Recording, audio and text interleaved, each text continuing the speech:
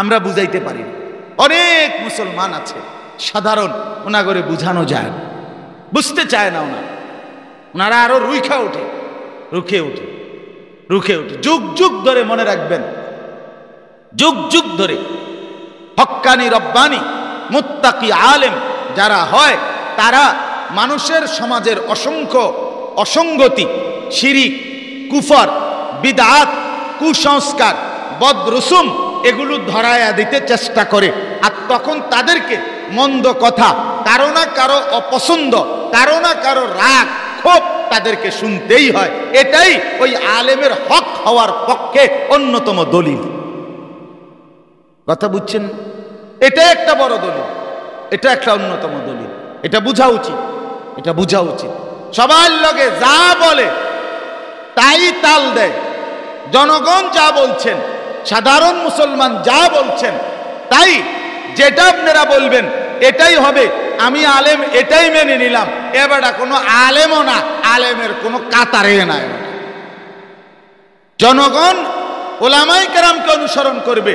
ওলামায়ে কেরাম জনগণকে অনুসরণ করিলে সেটা কখনোই মুক্তির পথ আনবে না। যিনি ইমাম, যিনি খতিব, উনি দিক নির্দেশনা দিবেন। এই জন্য আমরা এটা আপনাদের কাছে, যে কয়জন আছেন আপনাদের কাছে বুঝায় বললাম, বাপ এটা নিয়ম। শিরিক শুনলে অবশ্যই থমকে যাওয়া উচিত, কুফর শুনলে থমকে যাওয়া উচিত, বিদআত শুনলে থেমে যাওয়া উচিত। আবার ভাবা দরকার। রাসূলুল্লাহ সাল্লাল্লাহু আলাইহি ওয়াসাল্লাম ইরশাদ করেছেন, দা মা ইয়ারিবুকা ইলা মা লা ইয়ারিবুক। যে জিনিস তোমার সন্দেহ লাগে, খটকা লাগে, রাসূল বলেন ওইটা ছেড়ে দাও, ওই জিনিসে করতে থাকো যেটাতে কোনো খটকা নাই। এটা হাদিস। নবীজিকে জিজ্ঞাসা করছে, মাল ইস, গুনাহ কি? গুনাহ বলে কাকে? রাসূল বলছে, মা হাকা ফি সাদরিকা, তোমার অন্তরে যেটা করার ক্ষেত্রে সংকোচ বোধ করে, তোমার অন্তরের মধ্যে বিব্রত বোধ হয়, কাজটা মনে ভালো না, এ টেনশন ঢোকে যে এই কাজ করতে গেলে, রাসূল বলে ওইটাই গুনাহ, ওইটাই ছেড়ে দাও, একদম। আল হালালু বাইয়িন ওয়াল হারামু বাইয়িন। নবীজি বলছে যত কিছু হালাল তা আমি রাসূল স্পষ্ট বলে দিলাম, যত কিছু হারাম তা আমি রাসূল স্পষ্ট বলে দিলাম। হালালগুলো স্পষ্ট, হারামগুলো স্পষ্ট। রাসূলুল্লাহ বলেন, তারাকতুকুম মুহাজ্জাতান বাইদা।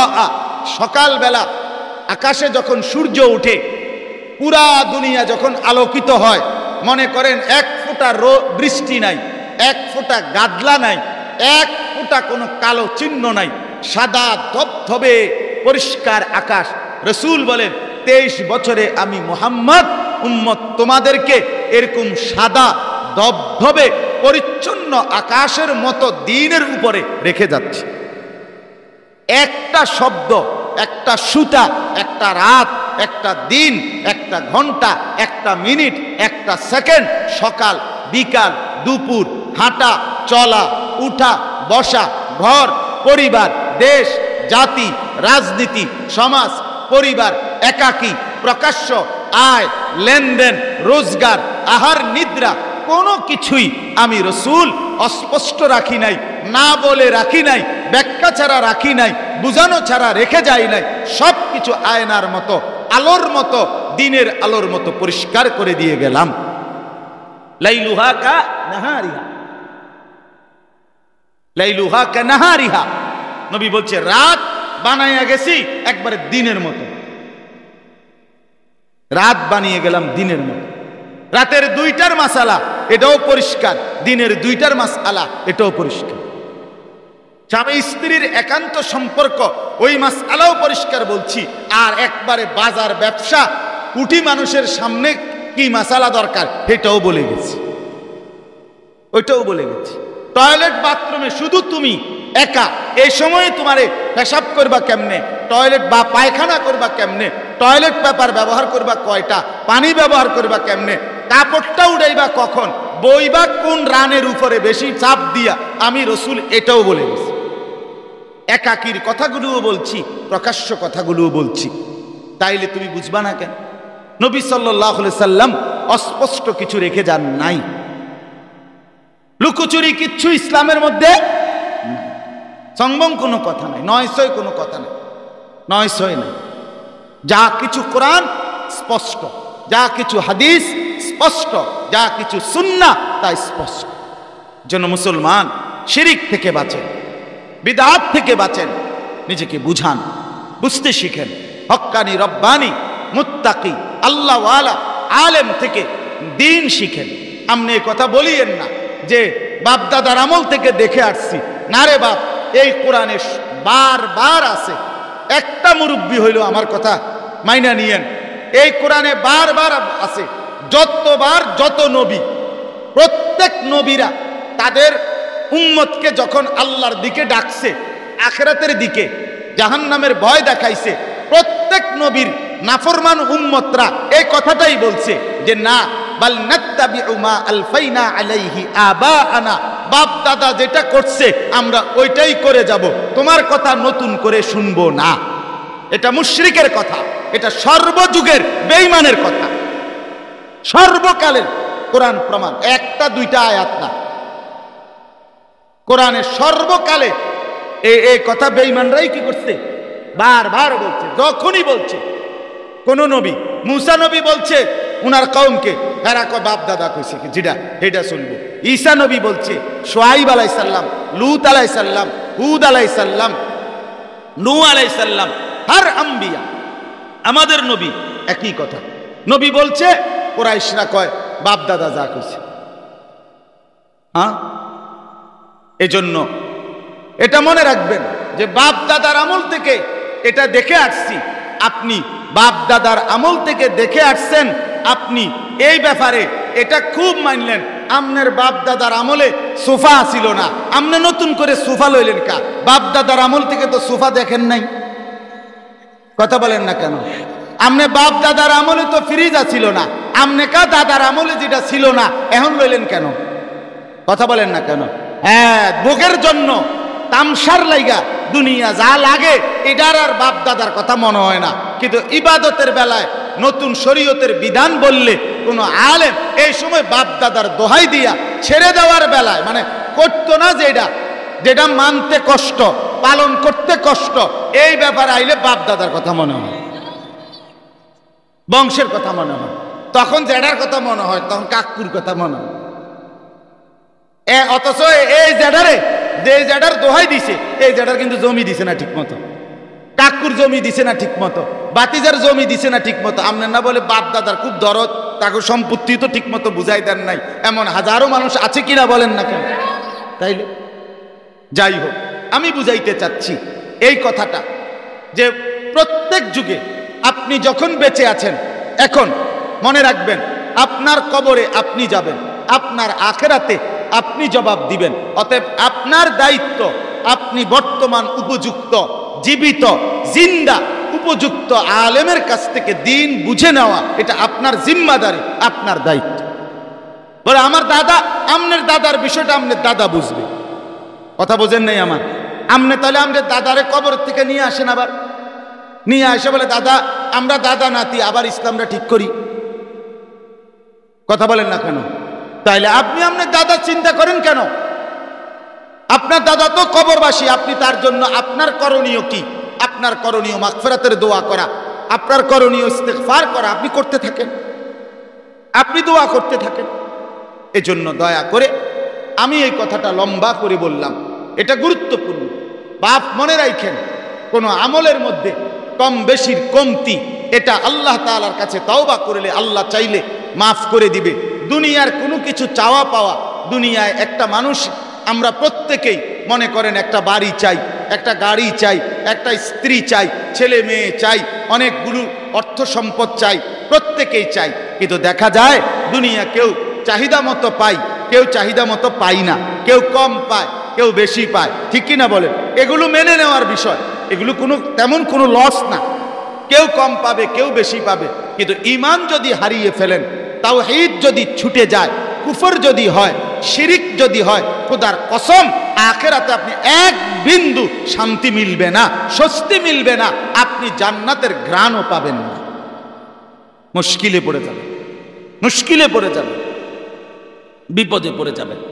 এজন্য দয়া করে প্রত্যেকটা মুসলমানের কাছে অনুরোধ করলাম, ওলামায়ে কেরামের কাছে সম্পর্ক বাড়ান, ওলামায়ে কেরামের সাথে সম্পর্ক বাড়ান। হুজুর, আমার কথার মধ্যে, আমার বিশ্বাসের মধ্যে, আমার ঈমানের মধ্যে কুফর আছে কিনা, শিরিক আছে কিনা। আমার শায়েখ আরিফ বিল্লাহ হাকিমুন নফস আল্লামা মুফতি মুশতাকুন নবী কাসিমি হযরত দামাত বারাকাতুহুম বলে, মাঝে মাঝে হৃদয়ে হাত দিয়ে দেখো ঈমান ঠিক আছে তো, ঠিক আছে তো, এই ঈমানে কুফরি নাই তো, শিরিক হয়ে যাচ্ছে না তো। এটা জানা দরকার, এটা বুঝা দরকার, এটা বুঝা দরকার। সাহাবায়ে কেরাম, হাদিসের মধ্যে আছে, বুখারীর রওয়ায়াত, সাহাবায়ে কেরাম একজন আরেকজনকে ডাক দিতেন, ডাক দিয়ে বলতেন ইজলিস বিনা নুমিনু সাআতান।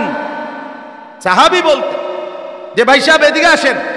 এক সাহাবী আরেক সাহাবীকে ডেকে বলতেন যে এদিকে বসো, আমার লগে কদ্দুর বইও, দুজনে মিলে কিছুক্ষণ ঈমান বাড়াই, কিছুক্ষণ ঈমানের মুযাকারা করি, কিছুক্ষণ ঈমানের চর্চা করি, দেখি তোমার ঈমান ঠিক আছে নি, দেখো তুমি আমার ঈমান ঠিক আছে নি। নুমিনু সাআতান। সাহাবায়ে কেরাম ঈমানের মুযাকারা করতেন, সাহাবায়ে কেরাম ঈমানের চর্চা করতেন, সাহাবায়ে কেরাম কুফর শুনলে, শিরিক শুনলে লাফ দিয়ে উঠতেন, আটকে উঠতেন, আর মাঝে মাঝে বারবার ভাবতেন, হায় আমার ঈমানের মধ্যে কোনো ত্রুটি নাই তো। আমরা বুখারীতে পড়ছি, একজন তাবিঈ, তিনি কিতাবুল ইলমের মধ্যে আছে না কিতাবুল ঈমানের মধ্যে, উনি বলেন আমি প্রায় 30 জন সাহাবীকে দেখছি, কুল্লুহুম ইয়াখাফুনান নিফাক, প্রত্যেকেই নিজে ভয় পাইতেন, হায় আমি জানি আমার কথায়, আমার আচরণে মুনাফিক হয়ে গেলাম কিনা, মুনাফিক হয়ে গেলাম কিনা, মুনাফিক হয়ে গেল। সাহাবায়ে কেরামের কলিজার ভিতরে এই পরিমাণ ভয় ছিল। আর আমরা বিড়ি খাইতে খাইতে মাত বুড়ি করে, বেটা ইতান হুজুর গো আকীদা বালা না, বেটা আকীদা বালা, এটা বিড়ি খাই না আকীদা, এটা তো কোনো আকীদাই নাই, এটা দুর্গন্ধ পুরা বেটা তোরটার ভিতরে। আকীদা, হ্যাঁ বেটা এটা আকীদা, বিড়ি খাই না এটা আকীদা। হ্যাঁ কথা বলেন না কেন? চা দোকানে আস্থা টেলিভিশনের মধ্যে রঙিন সিনেমা, নর্তকী নাচে উড়ে বই, তুমি এগুলা নাচ দেখো, তুমি বলতেছো তোমার আকীদা বেড়া, তোমার মতো মিথ্যুকার কেউ হইতে পারেনি বেটা। তোমার কিসের আকীদা আবার? তোমার তোমার আখিরাত কই? তোমার আখিরাত কই? যার আখিরাত আছে সে এরম বেডি চায়নি তো, হেবড়া কয় আকীদা নেই। এজন্য বড়াই না করে, অহংকার না করা। সাহাবায়ে কেরাম নিজের ঈমান নিয়ে ভাবতেন, নিজের ঈমান নিয়ে ভাবতেন, নিজের পরকাল নিয়ে ভাবতেন, 24 ঘন্টা ফিকির করতেন, ভয়ে ভয়ে থাকতেন। আমার শায়েখ আল্লামা মুফতি মুশতাকুন নবী সাহেব বলে, আরে বাপ, হাসরের ময়দান এটা কোনো মামুর বাড়ি না, শ্বশুর বাড়ি না, এটা নানার বাড়ি না, এটা সেই মাঠ 1.25 লক্ষ আম্বিয়া যেই হাসরের মাঠের ভয়ে আজীবন মৃত্যু পর্যন্ত কাঁপতে থাকছেন, আর ভয়ে ভয়ে আল্লাহর কাছে হাসরের মাঠ থেকে পানাহ চাইছেন, মাফ চাইছেন আল্লাহর কাছে। নবীজি পর্যন্ত, আল্লাহর নবী সাল্লাল্লাহু আলাইহি ওয়াসাল্লাম নিজে 5 ওয়াক্ত নামাজের পরে দোয়া করতেন, আল্লাহুম্মা হাসিবনি হিসাবান ইয়াসীরা, আল্লাহ আপনার বন্ধু এই মুহাম্মদের হিসাব হাসরের ময়দানে আপনি সহজ করে দেন। রাসূলুল্লাহর আবার কি এর হিসাব? তারপরেও তো তিনি ভয় পাইতেন, ভয় পাইতেন। অতএব আমরা প্রত্যেকেই, আমি আপনাদের কাছে এই কথাটা বললাম, আমরা কিতাবের মধ্যে পড়ছি হযরত আবু বকর সিদ্দিকের মতো সাহাবী, তিনি নিজে মাঝে মাঝে তিনি গাছের পাতা ছিঁড়ে তিনি নিজে বলতেন, হায় আবু বকর যদি পাতা হতো, যদি তাকে ছিঁড়ে ফেলে দিত তাহলেই কত না ভালো হতো। অর্থাৎ নিজেকে এরকম মনে করতেন, নিজেকে এরকম ভাবতেন। হযরত ওমর রাদিয়াল্লাহু তাআলা আনহু, ওনাকে এক কাফের অগ্নি পূজক ফজরের নামাজে ইমামতি অবস্থায় গোপনে ছদ্মবেশে সেই লোক আপনার ছুরি দিয়ে হযরত ওমর রাদিয়াল্লাহু তাআলার কোমরের মধ্যে ঘাই দিছে। 7-8টা। ওই আঘাতে হযরত ওমর রাদিয়াল্লাহু তাআলা আনহু শাহাদাত বরণ করছেন 3 দিন পরে, আহত হওয়ার 3 দিন পর। এই সময়ে আহত অবস্থায় রক্ত বের হচ্ছে, এদিক দিয়ে ওষুধ দিলে এদিক দিয়ে সব বের হয়ে যায়, খাবার বের হয়ে যায়, পানি বের হয়ে যায়। এই অবস্থায় হযরত আব্দুল্লাহ ইবনে আব্বাস, নবীজির সাহাবী, উনি উমরের সামনে দাঁড়িয়ে বলছে, খলিফাতুল মুসলিমিন, আপনার দ্বারা গত 10.5 বছর মুসলিম মিল্লাতের কত না উপকার হয়েছে। আপনি দিক দিগন্ত বিজয় করছেন, কত এলাকা বিজয় হয়েছে। আপনার আমলে ইসলাম সারা বিশ্বময় ছড়ায়া পড়ছে। আপনার খেদমত অনেক, আপনার অবদান অনেক, আপনার গৌরব কীর্তি অনেক। আল্লাহর কসম, আমরা নিজে কিতাবে পড়ছি। উমরের মতো সাহাবী চোখের পানি ফেলে বলল, আব্দুল্লাহ ইবনে আব্বাস, শোনো, আমার আল্লাহর কাছে তুমি আমার জন্য এটুকু বলো যেন আমার গুনাহ আর নেকি কমপক্ষে বরাবর করে আল্লাহ যেন মাফ করে দেয় আমার। লা আজরা ওয়ালা উইজরা, এদুর যেন হয় যে শেষ পর্যন্ত আর যাক নেকিও নাই কিন্তু আর গুনাহও নাই, আর গুনাহ কমপক্ষে যদি এদুর বরাবর করে দেয় আমার এই সারা জীবনের মেহনতে, তো আমি ভাগ্যবান। লা আজরা ওয়ালা উইজরা, নেকিও নাই গুনাহও নাই।